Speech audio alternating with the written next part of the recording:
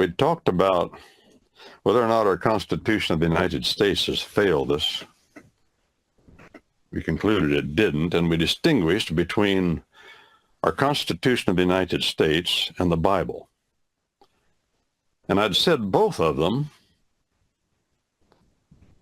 are from the same source. Our common law is from the same source as the Bible. Our common law did not arise from the Bible, however, but it is from the same source. And because it's from the same source, namely the Godhead, the Creator Godhead, who has created all things, seen and unseen, the way things are, and they won't change, and that's the best definitional law I can come up with, the way things are, and they will not change on any given subject or circumstance. You're beating your head against the wall when you're beating your head against true law. It's not going to change.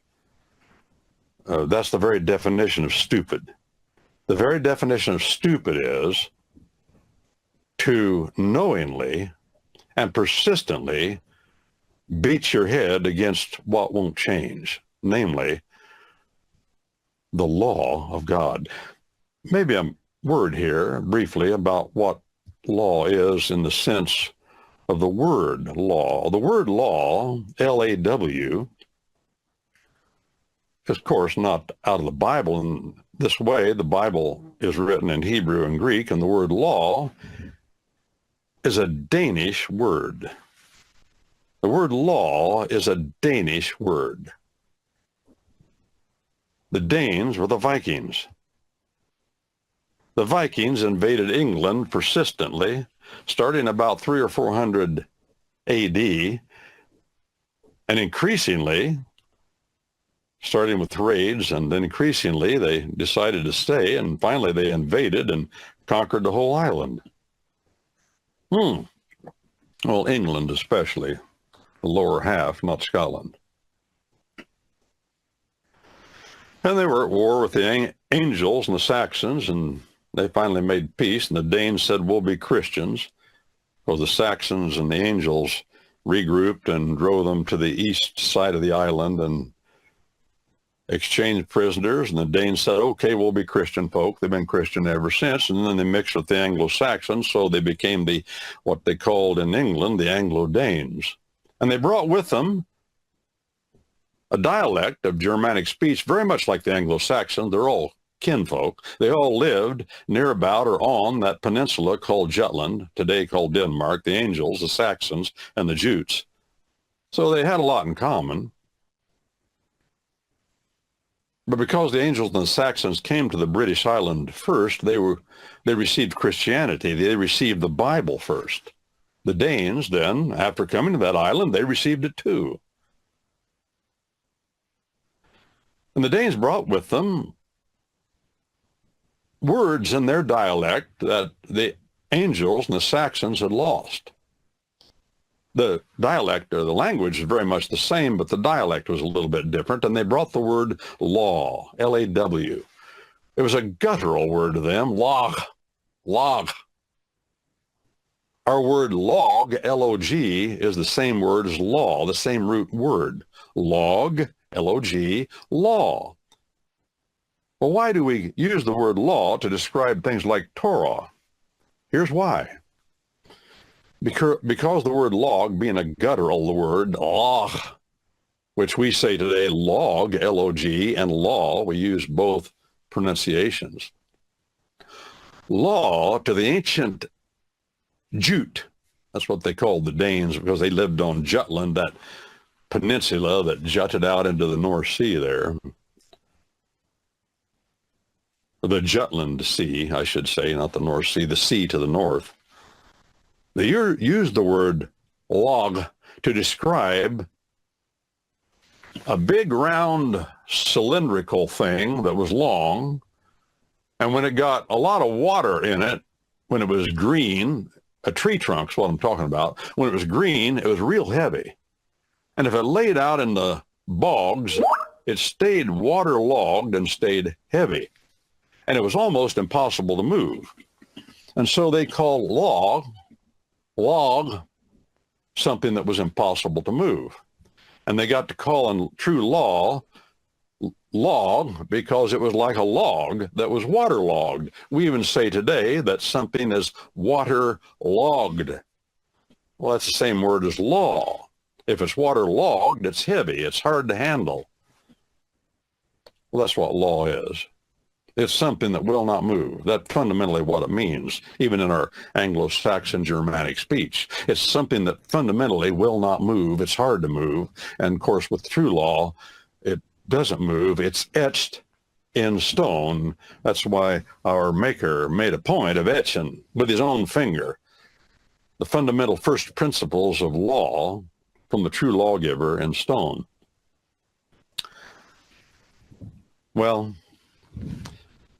there's law that won't change, and then there is the application of the law, which is different in every instance, but it doesn't change the principle of the law.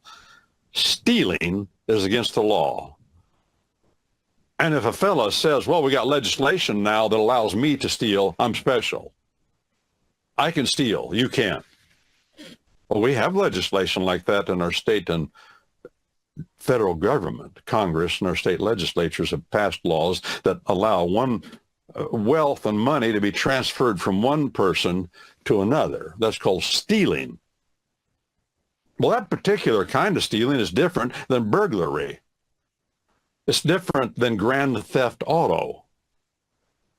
It's different than shoplifting. You see, all these different kinds of stealing. But stealing is stealing. The stealing principle that against stealing doesn't change. What changes? Well, we have to learn by discernment. Wait a minute. I didn't realize that all this time what he's actually doing is stealing. He's making it look legal. He's got legislation behind him that says what he's doing is okay, or he's doing it like a banker does, or an insurance agent or a banker, people shuffling papers around and stealing money by shuffling papers or using computer entries. That's called usury.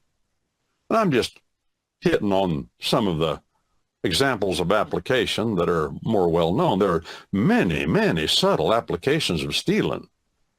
And man's mind is creative. I remember reading about the butcher. He became a Christian, had a butcher shop, sold meat. Somebody asked him, well, now that you're converted and you're born from above, how does that change your life? He said, how does it change my life? He said, every chunk of meat I used to sell, I had a way back when they had scales, and you remember the old scales they used to have at the butcher shop, had a little needle that come up, you press down, put the meat on it, and it would come up. He said, I had a skill I developed over the years. I could set my thumb beside the table on that scale, and I could weigh it down 2 ounces, no matter how much meat I put on there. I could just know how much it was, and I could just kind of lay my thumb in a certain place on the edge where nobody could see it. That's called stealing, see? Pretty nifty, huh? Pretty slick. Stealing. That's a different application that they probably didn't think of back then. I don't know. When God wrote that, maybe he did. They did have scales. Stealing's against the law. Well, when it comes to the Bible versus the application of the Bible, those are two different things. I had a friend not too many years ago say to me, she said, the Lord spoke to me. I said, he did? Whoa, what did he say? We better write this down. I was joking with her. I mean, if it's the Word of God, it's on equal level with the Bible. She said, well, I didn't mean it that way. Well, you said the Lord spoke to you. Well, that's not what I meant exactly. I mean, he impressed upon my mind, oh, he put a check in my spirit. Oh, I said, well, that's a little different. That's not God speaking to you. There's a difference between the Word of God written. That's the record of God speaking. And then there is the application. Now, through the years, the reformers and the highfalutin theologians distinguished it this way. They said, this is revelation from God, God revealing his word to us, exactly what he's thinking. But illumination is when the Spirit of God shows you how this what he has written, the revelation, applies to your life. That's called illumination. That's not revelation. That's not the Word of God. That's an impression upon your mind. The Spirit of God working in your body, impressing things upon your mind and your body, making you nervous about something. Oh, this ain't right. Turning the light on in your head. Whoa, I never saw that before. I'm stealing. I didn't think it was stealing, but now that I look at it, I realize it doesn't make any difference what the state legislature says is lawful. I don't go by that. I go by this, and God has impressed upon my mind that I'm stealing. See, that's called application. That's what I said a while ago about the Bible. There are two volumes of law we have as Christian men and women. Our Declaration of 76 cites them, the laws of nature. That's the Bible. Or that's our common law. I'm wrong. Back up. The laws of nature is our common law. And then the laws of nature's God is the Bible. Those are the two volumes, the fundamental volumes of our law. This volume, the laws of nature's God, is written and inerrant. It has no error of fact anywhere in it. That's our doctrine of inerrancy. This is reliable. Our common law is reliable to this degree. We have tested it for centuries, its principles. It is a matter of process. That's what our common law is, the law of the land, due process. It's reliable to that degree, and if we ever find anything in it that is not square with this, our common law says discard it and correct yourself. This is the law. Our common law is the process that allows it to properly apply what this says. Our common law is due process. It is not the substantive part of the law. The outcomes, standards that we have, our common law is the machinery and the way we go about following a course of process so we can properly apply what this says.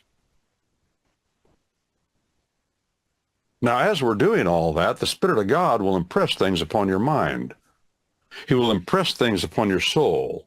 And as is popular among Christian circles, he will put a check maybe in your spirit. A check. Whoa, stop. What does that mean? Don't follow the evil man when he tries to get you to go with him. Well, I ain't going there. You want to go to a whorehouse? No, I'm not going there. You want to go out and... Well, there's just a lot of things, no sense talking about it, I don't suppose. You know what I mean. Do not, the book of Proverbs says, do not associate yourself with men that say, let's go do this and that, and let's lay in wait for blood, and let's steal from the other fella. It says, don't do that. Don't be going along with the crowd. It puts a check in your spirit. This book will put a check in your spirit. The Spirit of God is the only one that can put that check in your spirit and that impression upon your mind and illuminate. The Spirit of God came to illuminate. Woo, put the spotlight on. Whoa, oh, I see what it says now. You have an unction from the Holy One. This is Brent Allen Winters, commonlawyer.com. www.commonlawyer.com. And this is a Common Lawyer Comments. Miss Francine, I'm going to talk just a little bit more. And then I'll ask you to play some music. But I want to bring this around to applying it a little more. This lady that said to me, well, the Lord spoke to me. The Lord spoke to me. Well, the Lord didn't really speak to her, and to say that is misleading, and I advise people not to look at it that way. Because when you say that, you're saying that the Word of God came to you, and you are on the level with the prophets that penned this book. You're not. No, they got her penned. She's penned. It's over. There's nothing to add to it, nothing to take away from it. And if you talk wrong about it, use the wrong words, you're going to communicate to other people wrong ideas, and you'll even be believing it yourself that you can receive the Word of God. And if that's true, then we're adding to it. Whether we write it down or not, we're adding to it. And when you add to it, this book, you're watering it down in your mind. That's why I advise people, no, there's not somebody else that's getting revelation from God either. You don't get it. I don't get it. No. I can put the spotlight on it through the Spirit of God, illuminate it, explain it, expound it, unpack it. Well, I should let the Spirit of God illuminates it. I don't do that. If I'm talking about the Bible, the Spirit of God will illuminate it to your mind if he wants to. And you should pray in that direction. But those that say, I have received a word from God, no, they're on the internet. You can find them. Or maybe you said that. No, you didn't receive a word from God. There is no revelation given to you. Hebrews chapter 1, verses 1 and 2 says that's stopped. We got the revelation. What we need now is the illumination. What we need now is to give attention to it and the Spirit of God in us to illuminate our minds to what it says.